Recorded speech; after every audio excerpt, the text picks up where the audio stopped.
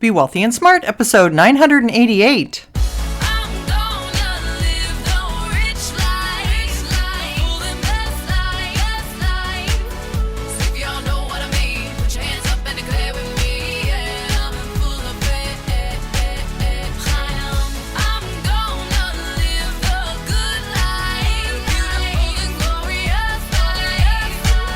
Step into a world of wealth and financial freedom without budgets, boredom, or bosses on Be Wealthy and Smart. And now, here's your host, Linda P. Jones. Welcome to Be Wealthy and Smart. I'm Linda P. Jones, America's Wealth Mentor, empowering women and men worldwide to financial freedom. On today's show, we're going to talk about why all the volatility. Suddenly, in stocks and cryptos, we're seeing tons of volatility. And it seems to happen all at once and at the same time to both markets. Why is that, and what is causing it? That's what we're going to talk about today. Because nobody likes volatility. It's scary, it doesn't feel good, it makes you worry, you don't like your account balance going down. Nobody likes volatility. Everybody loves it when the market's going up, when they're making money, when their account balance is growing, and that's awesome. But in order to do that, we have to deal with these times when the markets pull back. Because if we didn't have times like this, we'd be in a guaranteed type account, which means when you're guaranteed a return, you're going to get the lowest return available, pretty much. At least that's how it was in the past. Now, there are some new crypto situations that are providing certain guarantees, and they're changing the rules, but that's for a conversation another day. For today, what we want to talk about is the fact that when we look at traditional investing and we had a guaranteed rate of return, that meant that we had a very low rate of return. It meant that we didn't get the double-digit returns that we get in the stock market. And the reason we can get double-digit returns in the stock market, which historically have been around 10% per year, but lately, the last 5 years, have been averaging about 17% per year, which is very high historically, and we don't see many times in history when that's happened. So we get these higher returns because we have this kind of scary volatility that we have to hold through. That's why we can get to higher returns. Those higher returns are based on growth and are based on businesses performing and improving their profits and bottom line. And that's what the stock market's all about. And that's why we're able to grow our money over time as companies continue to grow, get bigger, be more profitable, have more net earnings. This is all about how and why we're compounding our money in the stock market, right? But nowadays, stocks and cryptos are connected because we have some investors that are not just invested in stocks, but they're also invested in cryptocurrencies.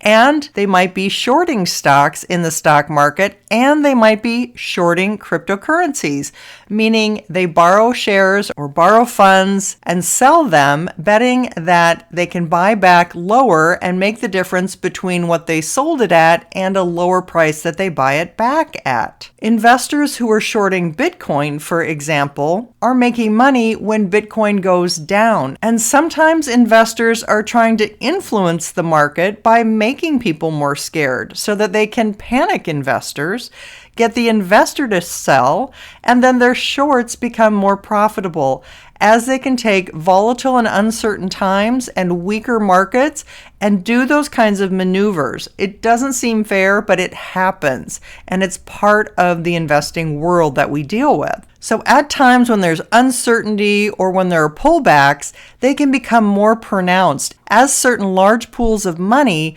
try to influence the direction in a bigger way so that they can improve their profits.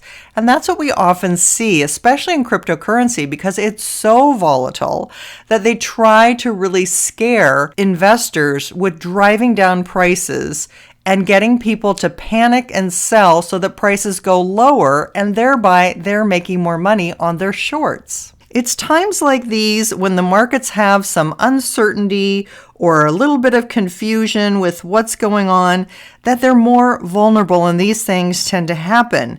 It also tends to happen after a big move up, which we did have last year. But right now there is some confusion about how many interest rate hikes are there going to be? How much inflation are we going to have? And some people are saying, no, we're really going to have deflation.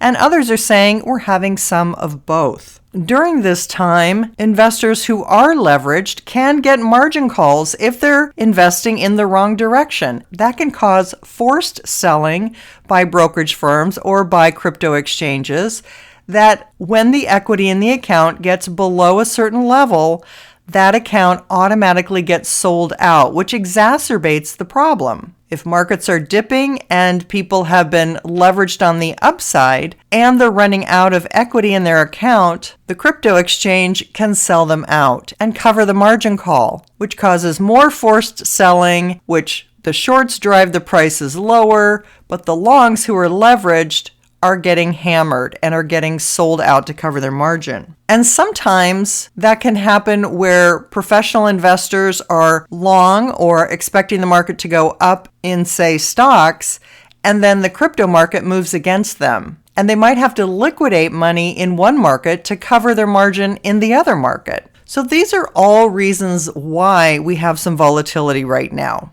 There's a lot of undercurrents in the market. There's some confusion. There's lack of clarity. This all contributes to that volatility. So what can you do? And what should you do during these volatile times? Well, overall, the best strategy is actually to hold through this. Why? Well, number one, things will usually get better. The longer that you hold, the better the chances are that you will do better and that things will improve. And that's because the stock market tends to go up about 80% of the time. So the odds are much in your favor that the market will turn around and resume its rise. Another reason that you want to hold is because usually we get a nice rebound. And to get the rebound, you have to stay invested in the stock market or in cryptocurrencies to get that big bounce. Usually after a sharp move down, we get a sharp move up. And that move is coming. We had a strong day yesterday, but that may or may not follow through. To get the nice rebound, you've got to stay invested and not panic and sell. Trying to time the market is usually a loser's game because you have to get it right twice. You have to sell it at the right time and you have to buy it back at what would be the low point. It's much easier just to stay invested, ride through these uncomfortable times, and participate in the strong rebound that eventually will come. The pain is temporary, although, again, nobody likes it, nobody enjoys it, but it is temporary, and this too shall pass. And when we look at market sentiment, we're seeing that maximum fear is getting closer. So we aren't quite there yet, but it looks like the market sentiment has moved from greed to more of one of fear. And of course, stock markets, crypto markets always climb a wall of worry. So we always need to have more on the fear side than have too much on the greed side in order for markets to go up. And we know that the consumer has maintained its strong support of the economy. And that's what we need to keep the economy going. If the consumer were to stop spending, then we could see that perhaps a recession was coming.